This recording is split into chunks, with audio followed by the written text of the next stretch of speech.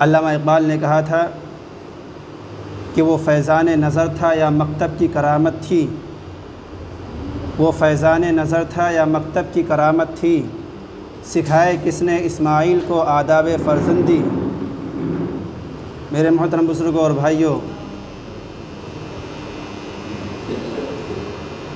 اس ملک میں مسلمان نے جب قدم رکھا تو انہوں نے اس ملک کو تعلیمی اعتبار سے، سماجی اعتبار سے اور اخلاقی اعتبار سے بہت کچھ دیا۔ اس ملک کو سنوارا ہے، اسے سجایا ہے، اور انہوں نے ہر جگہ اپنی تعلیم کی، اپنے اخلاق کی چھاپ چھوڑی ہے۔ ایک مدت دراز تک ان کی یہ حکومت اس ملک میں قائم رہی، باقی رہی، اور یہ اللہ کی سنت ہے، اللہ کا قانون ہے، اس کا دستور ہے کہ دنیا میں جو چیز بھی آتی ہے وہ ہمیشہ کے لیے نہیں رہتی ہے۔ ہر حکومت کے ساتھ عروج و زوال، ہر قوم کے ساتھ عروج و زوال کا فلسفہ چلتا رہتا ہے۔ ایک مدت تک مسلمانوں نے یہاں حکومت کی، ان کی حکومت ختم ہوئی تو انگریزوں کی حکومت قائم ہوئی۔ انگریزوں کی حکومت جب یہاں قائم ہوئی، انہوں نے ہندوستان کے تعلیم کا پورا نقشہ بدل کر رکھ دیا۔ اس سے پہلے جو یہاں کے لوگ تعلیم حاصل کرتے تھے، تعلیم کا جو نظام تھا، جو سسٹم تھا ایجوکیشن کا، اس میں کسی طرح کی کوئی منافرت نہیں تھی، کوئی نفرت نہیں تھی، کسی کے ساتھ کوئی بھید بھاؤ نہیں تھا۔ یعنی اس علم کو، اس تعلیم کو حاصل کرنے کے بعد کسی کا ذہن و دماغ کے اندر نفرت پیدا نہیں ہوتی تھی، احساس کمتری یا احساس بالادستی کا اس کے اندر عنصر نہیں پایا جاتا تھا۔ لیکن جب انگریز آئے تو انہوں نے اس ملک کو اپنے حساب سے چلانے کے لیے، اس ملک پر اپنا دبدبہ قائم کرنے کے لیے، اپنی بالادستی قائم کرنے کے لیے انہوں نے جہاں بہت سارے منصوبے بنائے، اس میں ایک بڑا منصوبہ یہ بھی تھا کہ ہندوستان کے سارے تعلیمی سسٹم کو بدل کر رکھ دیا جائے۔ ان کے بڑے بڑے ماہرین کا یہ کہنا ہے کہ ہندوستانی بچوں کو جو ہم تعلیم دیں، جو ایجوکیشن انہیں دیں، وہ ایسا ہو کہ رنگ اور نسل کے اعتبار سے وہ مسلمان ہو یا کسی بھی قوم کا ہو، یعنی ہندوستانی ہو، لیکن دماغ اس کا انگریزی ہو۔ وہ قومیت کے اعتبار سے بھلے ہی ہندوستانی ہو، لیکن اس کا دماغ انگریز کا دماغ ہو، یعنی اس کے دماغ کو بدل دیا جائے، اس کے ذہنیت کو بدل دیا جائے۔ ایسا تعلیمی نظام اس ملک کے اندر انگریزوں نے قائم کیا، اور اس کا نتیجہ بہت جلد ہمارے سامنے آیا کہ ایسے لوگ پیدا ہوئے جو دیکھنے میں ہندوستانی، وہ چاہے ہندو ہو یا مسلمان ہو یا کسی بھی مذہب کا ماننے والا ہو، دیکھنے میں ہندوستانی، مگر اس کی ذہنیت انگریزوں والی ذہنیت تھی، اس کی سوچ انگریزوں والی سوچ تھی، اس کی فکر انگریزوں والی فکر تھی۔ یہ انقلاب کیسے پیدا ہوا؟ یہ انقلاب اسی تعلیم کے ذریعے پیدا ہوا۔ آپ تعلیم کو بہت معمولی شے سمجھتے ہیں کہ بچوں کا نام اسکول میں لکھوا دیا، اپنی ذمہ داری ختم۔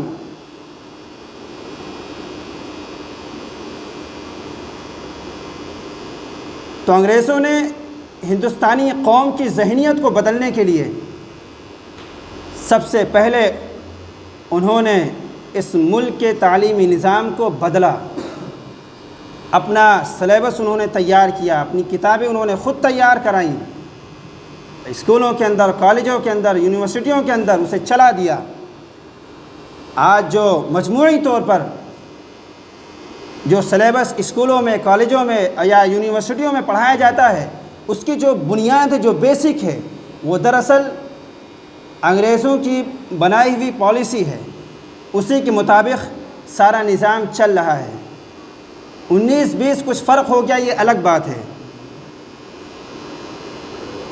انگریزوں کی حکومت بھی ختم ہو گئی 1947 میں، وہ یہاں سے چلے گئے، ملک آزاد ہو گیا۔ لیکن جو نظام تعلیم کا انگریزوں نے دیا تھا، وہ چاہے سیاست کا نظام ہو یا تعلیم کا نظام ہو، وہ نظام آزادی کے بعد بھی قائم رہا اور اب تک قائم ہے۔ یہ جمہوریت کیا ہے؟ یہ ڈیموکریسی کیا ہے؟ یہ پارلیمنٹ کا نظام کیا ہے؟ یہ الیکشن کا نظام کیا ہے؟ یہ انگریزوں کا ہی دیا ہوا نظام ہے۔ تو یہ سیاسی نظام یا تعلیمی نظام یہ انگریزوں کا بنایا ہوا اب بھی چل رہا ہے۔ لیکن 1947 میں جب ملک آزاد ہوا، اس کے بعد سے بہت سی چیزیں بدل گئیں، بہت سی چیزوں میں تبدیلی پیدا ہوئی، اور مختلف پارٹیوں کی حکومت اس ملک کے اندر آتی رہیں۔ انہوں نے اپنے نظریے کے مطابق، اپنی وچار دھارا کے مطابق نظام تعلیم کو چینج کیا، اسے بدلا، اور آج جس حکومت کا ہم سامنا کر رہے ہیں، جس حکومت کے زیر سر ہم چل رہے ہیں، زندگی گزار رہے ہیں، اس نے تو پورا تہیہ کر رکھا ہے اور پورا عزم کر رکھا ہے کہ پورے تعلیمی سسٹم کو بدل کر رکھ دیں گے۔ اس میں تمہاری والی نہیں ہوگی، اس میں ہماری والی ہوگی۔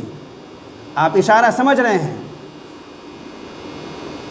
CBSE بورڈ آپ سب جانتے ہیں، زیادہ تر بچے آپ کے اسی بورڈ کے تحت آنے والے اسکولوں میں پڑھتے ہیں۔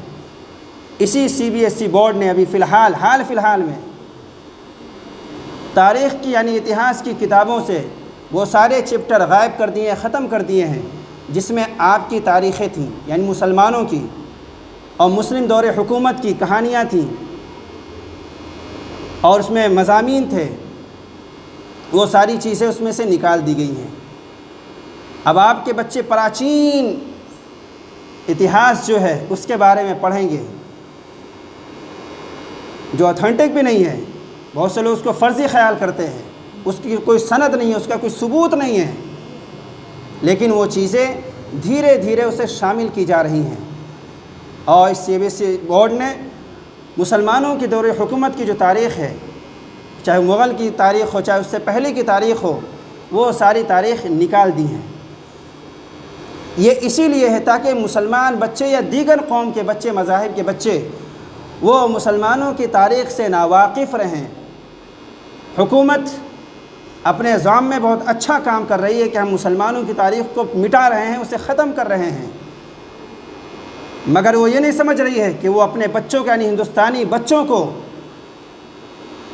ہندوستان کے لوگوں کو پوری تاریخ سے محروم کیا جا رہا ہے، انہیں ان پڑھ رکھا جا رہا ہے، انہیں ان پڑھ بنایا جا رہا ہے۔ یہی بچے جب باہر جائیں گے، ودیش میں، باہر ملکوں کی یونیورسٹیوں میں جب وہ پڑھیں گے، ایڈمیشن لیں گے، اور ان کے سامنے یہ کوشچن آئے گا، چونکہ یہاں کی جو 1000 سالہ مسلمانوں کی جو تاریخ ہے، قیامت تک اسے مٹائی جا نہیں سکتی ہے، باہر کی یونیورسٹیوں میں اسے پڑھایا جاتا ہے۔ تو جب یہاں کے بچے یہاں کا نظام تعلیم اپنا کر اسے پڑھ کر باہر جائیں گے اور ان سے یہاں کی مسلم دور حکومت کے بارے میں پوچھا جائے گا تو ان کے پاس کوئی جواب نہیں ہوگا، اور نتیجہ یہ ہوگا کہ یہ مانا جائے گا کہ ہندوستانی بچے اتہاس میں، تاریخ میں بہت پیچھے ہوتے ہیں، انہیں تو مسلمانوں کی 1000 تاریخ کے بارے میں کوئی علم نہیں ہے۔ تو یہ چیزیں، یہ باتیں ہندوستان کے لیے جگ ہسائی کا ذریعہ بنیں گی، اور حکومت خوش ہو رہی ہے، اس کے ماننے والے خوش ہو رہے ہیں کہ ہم بہت اچھا کر رہے ہیں، کہ مسلمانوں کی تاریخ کو، ان کے نام و نشان کو مٹا رہے ہیں۔ تو میں یہ عرض کر رہا تھا کہ ہندوستان کی آزادی کے بعد سے جتنی بھی حکومتیں آئیں، انہوں نے اپنے نظریے کے مطابق اسکولوں کے اندر نظام تعلیم کو چینج کیا، اسے بدلا، اور اپنے نظریے کے مطابق، اپنی وچار دھارا کے مطابق، اپنے خیالات و افکار کے مطابق سلیبس کو تیار کیا اور لوگوں کے سامنے، بچوں کے سامنے اسے پیش کیا، اسے پڑھایا جانے لگا۔ آج کا ماحول بالکل بدل گیا ہے۔ جو چیز پہلے بہت خفیہ انداز میں ہوتی تھی، بہت چپکے سے ہوتی تھی، آج وہ باتیں، وہ چیزیں ببانگ دہل ہو رہی ہیں، ڈنکے کی چوٹ پر ہو رہی ہیں۔ آپ اسے بدل نہیں سکتے، آپ مجبور ہیں ایسے اسکولوں میں اپنے بچوں کو بھیجنے کے لیے، کیونکہ اس کے علاوہ کوئی چارہ کار نہیں ہے، اس کے علاوہ کوئی دوسرا راستہ نہیں ہے۔ تو اب یہ مسلمانوں کو طے کرنا پڑے گا کہ ان کے بچے اسی دھارا میں بہنے کے لیے اپنے بچوں کو چھوڑ دیں گے یا اس دھارا سے بچانے کے لیے وہ کچھ کوشش کریں گے۔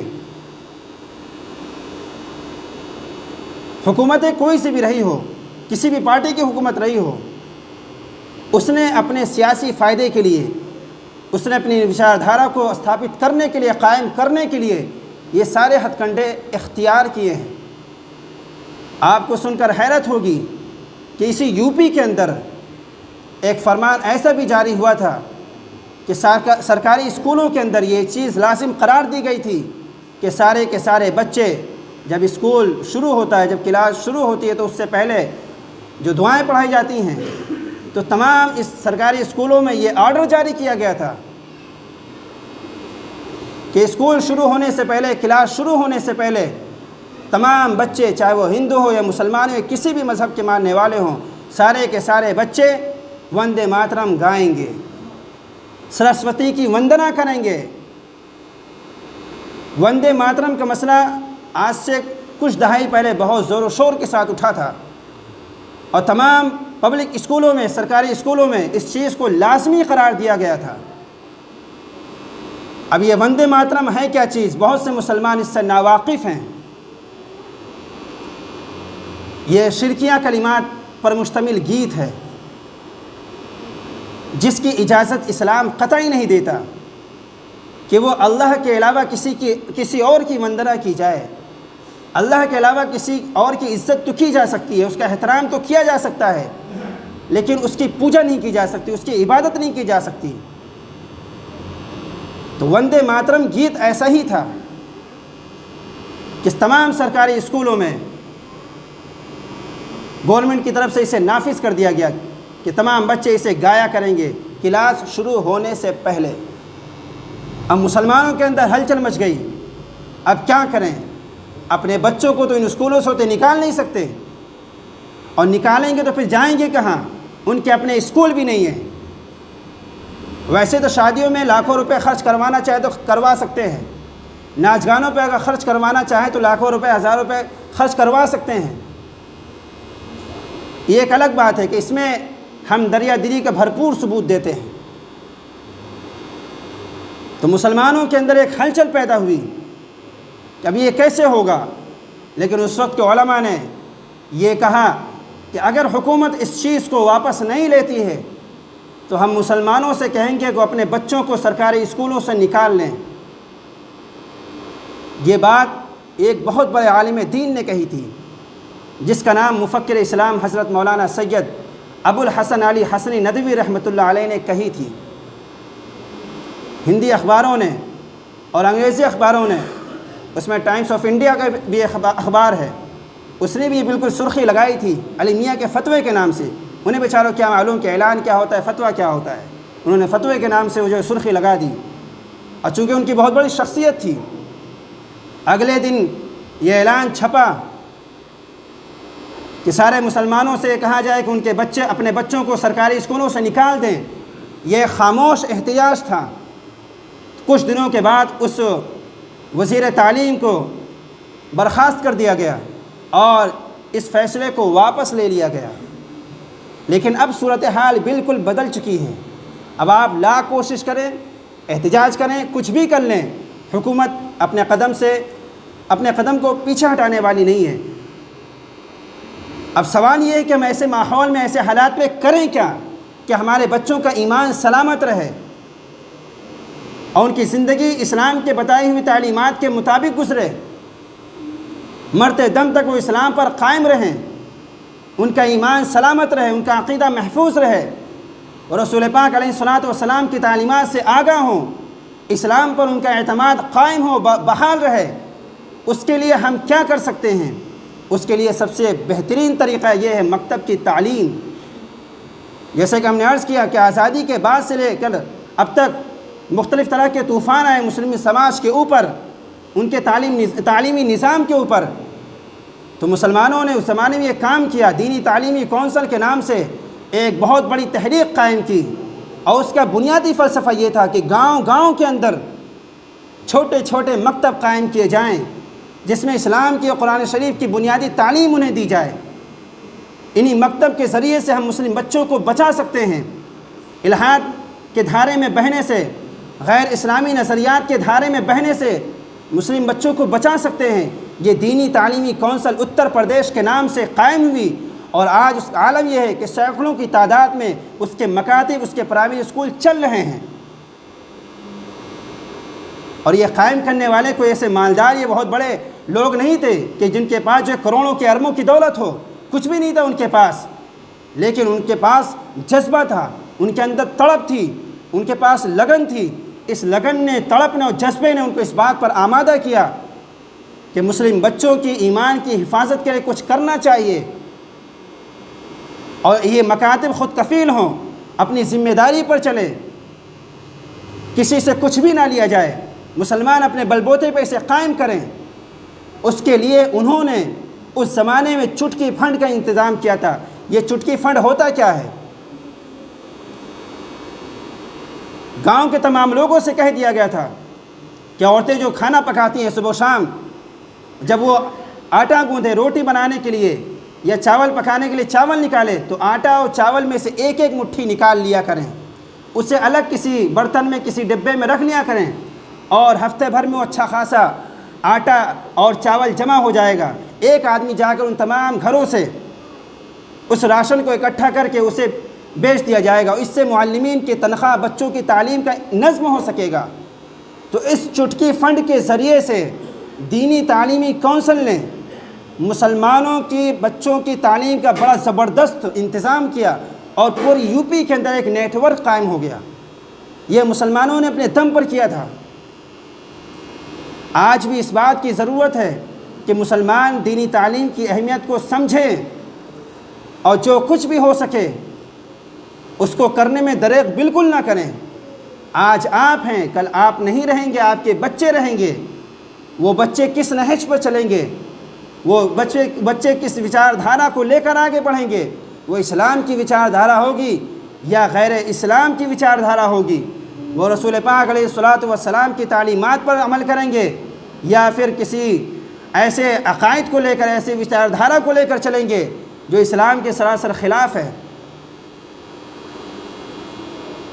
تو آج کے حالات اس بات کی قطعی اجازت نہیں دیتے کہ اپنے بچوں کو آنکھ بند کر کے ایسے اسکولوں میں ڈال دیا جائے کہ جن اسکولوں کے بارے میں ہمیں معلوم ہی نہیں ہے کہ وہاں کا نظام تعلیم کیا ہے، وہاں کا طریقہ تعلیم کیا ہے، وہاں کا سلیبس کیا ہے، وہاں کا نصاب تعلیم کیا ہے، جس کے بارے میں آپ کو اطمینان نہ ہو، جس کے بارے میں آپ کو معلوم نہ ہو، اس اسکول کے اندر اپنے بچوں کو داخلہ ہرگز مت کرائیں۔ صحیح اس اسکول کا انتخاب کرنا یہ وقت کی اہم ترین ضرورت ہے۔ صحیح اسکول کا انتخاب کرنا یہ وقت کی اہم ترین ضرورت ہے۔ یہ ہرگز ایسا نہیں ہو سکتا اور بالکل نہیں چل سکتا کہ ہم آنکھ بند کر کے کسی ایسے اسکول میں اس بچوں کو ڈال دیں جہاں پر دینیات کی تعلیم بالکل نہ ہوتی ہو، جہاں پر اسلامیات کا ایک چیپٹر بھی نہ پڑھایا جاتا ہو، جہاں پر تمہاری تاریخ بالکل بھی نہ بتائی جاتی ہو۔ ایسے اسکولوں میں جانے سے بہتر ہے کہ اپنے بچوں کو گھر میں پڑھائیں، کسی کو ٹیوشن لگا کے اس کے سپرد کرتے کہ ان کے بچوں کو پڑھائیں، وہ آپ کے بچوں کو پڑھائیں۔ بہتر ہے کہ اسکول جانے سے بہتر کہ وہ گھر میں بچے تعلیم حاصل کریں۔ اگر ایسے تعلیم کو حاصل کر کے آپ کے بچوں کی ذہنیت بدل جائے، اس کے اخلاق بدل جائے، اس کے نظریات میں فرق محسوس ہونے لگے، اس کا عقیدہ متزلزل ہو جائے اور اس کا ایمان محفوظ نہ رہ سکے، تو اس کے ذمہ دار آپ ہوں گے۔ ایسے اسکولوں میں بھیجنے سے بہتر یہ ہے کہ بچہ جاہل رہے، یہ ٹھیک ہے، لیکن اگر وہ اس کے اسلام پہ کوئی فرق آ گیا، اس کا ایمان محفوظ نہیں رہ سکا اور مرتے وقت تک منہ سے کلمہ نہیں نکل سکا، تو کون ماں باپ یہ چاہے گا کہ اس کے بچے کے ساتھ یہ حشر ہو؟ ہر ماں باپ یہی چاہے گا کہ ہم اپنے بچوں کو جاہل رکھنا منظور کر سکتے ہیں، مگر یہ ہرگز ہمیں منظور نہیں ہوگا کہ ہمارے بچے ایسے نظام تعلیم کا حصہ بن کر وہ اپنے اسلام کو بھول جائیں اور اسلامی تعلیمات سے ناواقف رہیں۔ ایسا ہرگز نہیں ہو سکتا، کوئی بھی نہیں چاہے گا، لیکن مجبوری ہے کہ اگر ایسے اسکولوں میں بچوں کو نہ بھیجا جائے تو بالکل جاہل اور ان پڑھ رہیں گے۔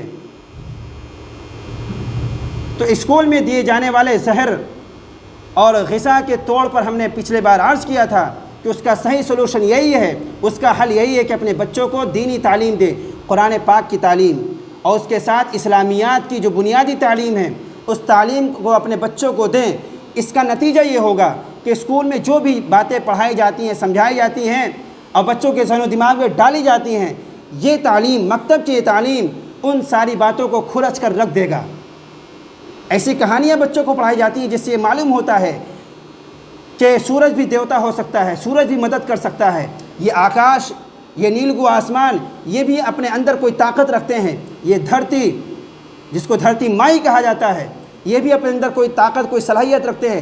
کچھ کہانیاں اس طریقے سے پڑھائی جاتی ہیں کہ جس کی وجہ سے، جس کے ذریعے سے غیر شعوری طور پر یہ بات بچوں کے اندر ڈالی جاتی ہے کہ یہ ساری کی ساری چیزیں معبود ہیں، یعنی ان کی پوجا کی جا سکتی ہے۔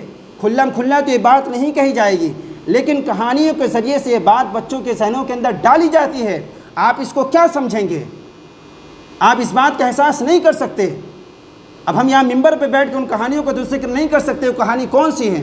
وہ کہانیاں ہم نے پڑھی ہیں کہ جن کو پڑھ کر یہ احساس ہوتا ہے۔ ظاہر سی بات ہے، ہم بچے تھے اس وقت تو ہمیں بھی احساس نہیں ہوا، لیکن جب ان کہانیوں کو اب پڑھتے ہیں تب یہ احساس ہوتا ہے کہ کس طریقے سے کہانیوں کے ذریعے سے، کتھاؤں کے ذریعے سے بچوں کے اندر غیر اسلامی بیج بویا جا رہا ہے۔ اور یہ آج یہ بچے ہیں اور ان بچوں کے ذہن کے اندر یہ بیج ڈالا گیا ہے، یہ بچے بڑے ہوں گے اور یہ بیج ایک تناور درخت کی شکل اختیار کر جائے گا۔ پھر آپ لاکھ انہیں سمجھائیں گے کہ بچے اسلامی تعلیمات یہ ہے، اسلامی عقیدہ یہ ہے، خدا کے تعلق سے اسلامی عقیدہ یہ ہے، بچہ بالکل نہیں مانے گا۔ کیوں؟ کیونکہ بچپن میں جو چیز اسے پڑھائی گئی، اس کی گھٹی کے اندر جو چیز ڈالی گئی، وہ اتنی آسانی سے نہیں نکل سکتی۔ بہت بڑے بزرگ اور اللہ کے ولی حضرت امام حسن بصری رحمۃ اللہ علیہ نے فرمایا تھا کہ بچپن کا پڑھا ہوا ایسے ہوتا ہے جیسے کہ پتھر کی لکیر۔ آپ اس پتھر پر کھدوا کر کوئی چیز لکھ دیجئے تو یہ کبھی مٹ نہیں سکتا۔ تو اسی طریقے سے بچپنے میں جو چیز ڈالی جاتی ہے وہ پتھر کی لکیر ہوتا ہے، وہ آسانی سے مٹنے والی نہیں ہوتی ہے۔ آپ سوچیں کہ کسی مولوی کو لگا کر قرآن شریف پڑھوا دیں گے اور اچھا مسلمان بچہ بن جائے گا، ایسا نہیں ہو سکتا۔ اس کے لیے منظم مکتب کی تعلیم ضروری ہے، منظم مکتب کی تعلیم ضروری ہے، منظم مکتب کی تعلیم ضروری ہے۔ اور جب ہم یہ کہتے ہیں کہ منظم مکتب کی تعلیم ضروری ہے تو اس سے مراد یہ ہرگز نہیں ہوتا کہ صرف قرآن شریف کی تعلیم دے دی جائے، قرآن شریف ناصرہ پڑھا دیا جائے، بس اس کے بعد ہماری ذمہ داری ختم۔ اس کا مطلب یہ ہوتا ہے کہ قرآن شریف کی تعلیم کے ساتھ اسلامیات کی پوری تعلیم اسے دی جائے، جو بنیادی اسلامیات کی تعلیم اسے دی جائے۔ حدیث شریف کی تعلیم ہے، سنت و دعا کی تعلیم ہے، اسلامی تربیت ہے اور اردو عربی زبان ہے جو ہماری تہذیب کا، ہمارے مذہب کا حصہ ہیں۔ یہ 5 سبجیکٹ اگر ہمارے بچے 4-5 سال کی عمر تک پڑھیں گے، 4-5 سال تک اگر یہ بچے ان تمام مضامین کو پڑھیں گے تو اللہ کی ذات سے امید ہے کہ انشاءاللہ آپ کے بچے کسی بھی غیر اسلامی دھارے کے اندر نہیں بہہ سکتے۔ اسکول میں جو تعلیم دی جاتی ہے اس تعلیم کی کاٹ یہ مکتب کی تعلیم بالکل کر سکتی ہے۔ تو الحمدللہ اس مسجد کے اندر مکتب کا آغاز ہو گیا ہے۔ نرسری سے لے کے 5ویں کلاس تک دینیات کا پورا مکمل کورس بچوں کو پڑھایا جاتا ہے۔ اس وقت 15 سے 18 بچے یہاں پر پڑھتے ہیں۔ اور لوگوں سے کہیے کہ حالات اس بات کی قطعاً اجازت نہیں دیتے کہ آپ اپنے بچوں کو اپنے حالت پہ چھوڑ دیں، اسکول والوں کی حالت پہ چھوڑ دیں اور اسکولی تعلیم پر آپ انحصار کر لیں۔ یہ ہرگز نہیں ہو سکتا۔ اس کے لیے آپ کو سوچنا ہوگا کہ آپ کو اپنے بچے کا ایمان پیارا ہے یا پھر آپ کو الحاد پیارا ہے۔ یہ فیصلہ کرنا یہ آپ کا کام ہے۔ آپ ماں باپ ہیں، آپ سرپرست ہیں، آپ گارجن ہیں، آپ گھر کے بڑے ہیں۔ یہ فیصلہ کرنا یہ آپ کی ذمہ داری ہے۔ تو مکتب کی تعلیم اپنے بچوں کو ضرور دلوائیں اور انشاءاللہ آپ خود بھی فرق محسوس کریں گے کہ جو بچے جو 15-16 سال کے بچے جو پڑھ چکے ہیں اور اب نہیں پڑھ سکتے، وہ فارغ ہو چکے ہیں ایک طریقے سے، ان کو کتنا آتا ہے، اور جو یہ بچے یہاں پڑھ رہے ہیں مکتب کے اندر 2 سال کے بعد آپ ان کا خود جائزہ لینا کہ ان بچوں کو کتنا آ رہا ہے، کتنی دعائیں انہیں یاد ہو گئی اور کتنی اسلامی تربیت کے بارے میں انہیں کتنے سوال و جوابات اسلام کے بارے میں معلومات انہیں حاصل ہو گئی ہے۔ آپ 2 سال کے بعد آپ خود ہی ان کا اندازہ کر سکتے ہیں۔ اللہ تعالیٰ سے دعا ہے کہ اللہ تعالیٰ ہم سب کو صحیح سمجھ کی توفیق عطا فرمائیں اور اپنے بچوں کی دینی تعلیم کو لے کر ہمیں اس کا فکر مند بنائیں۔ وآخر دعوانا الحمدللہ رب العالمین۔ سنت ادا کریں۔